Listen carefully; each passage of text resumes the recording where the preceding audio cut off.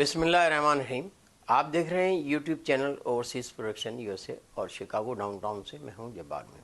हमारा आज का प्रोग्राम पाकिस्तान में मौजूदा सियासी माहौल के हवाले से इलेक्शन का इनेकाद है। इन हालात में इलेक्शन बैरूनी ताकत का एक ऐसा ट्रैप या चाल है जिसे इस तरह सजाया गया है कि इसमें फंस कर अवाम बेबस हो जाएगी और अवामी वोट के ज़रिए रिज़ल्ट नहीं आएगा। होगा वही जिसके लिए नवाज शरीफ को लाया गया है और बचे कुचे मीडिया को भी खामोश की काल दे दी गई है।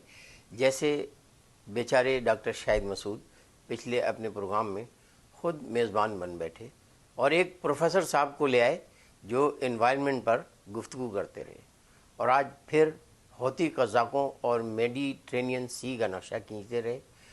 चूँकि वो पाकिस्तान की मौजूदा सूरत हाल पर गुफ्तगू नहीं कर सकते, मगर अल्लाह का वास्ता डॉक्टर, हम समंदर पार बैठे लोग दीवाने नहीं हैं।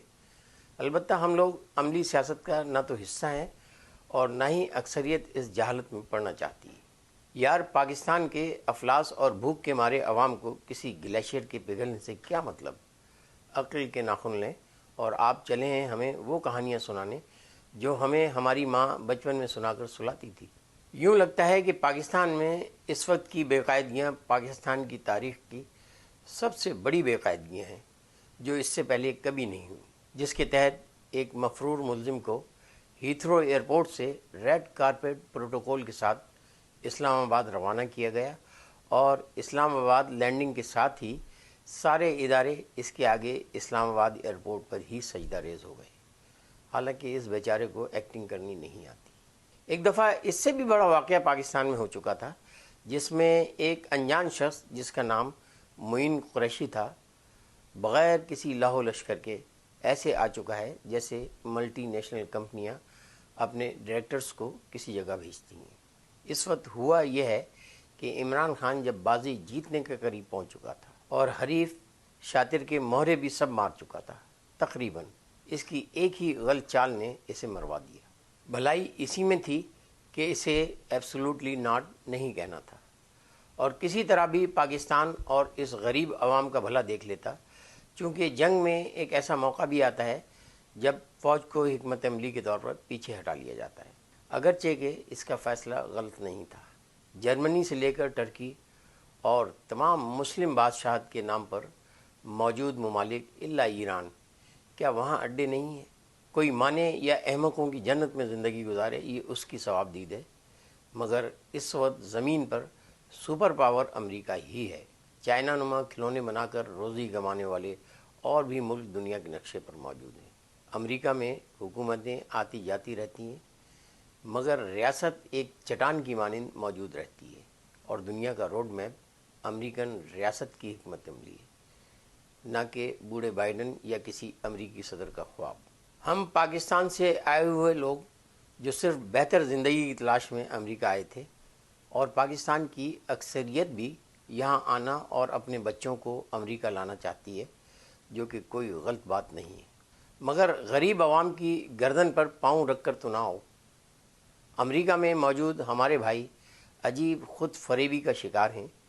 यहाँ रहकर भी इन बातों का बुरा मानते दिखाई देते हैं जो हकीकत के मुनाफी हैं।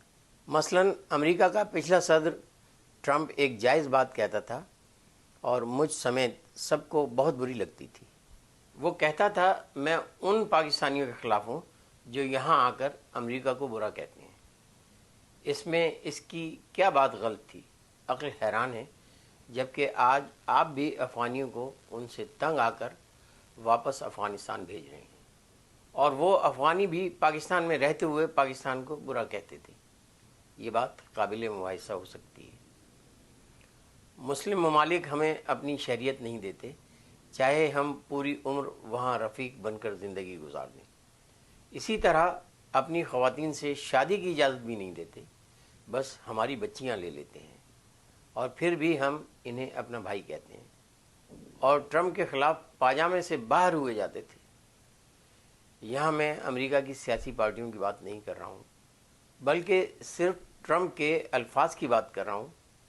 चलिए पाकिस्तान की बात करते हैं कि इमरान खान ने सबसे बड़ी गलती वही की है जो अल्ताफ़ हुसैन ने की थी कि पार्टी को अपनी शख्सियत के गिर्द नचाया था।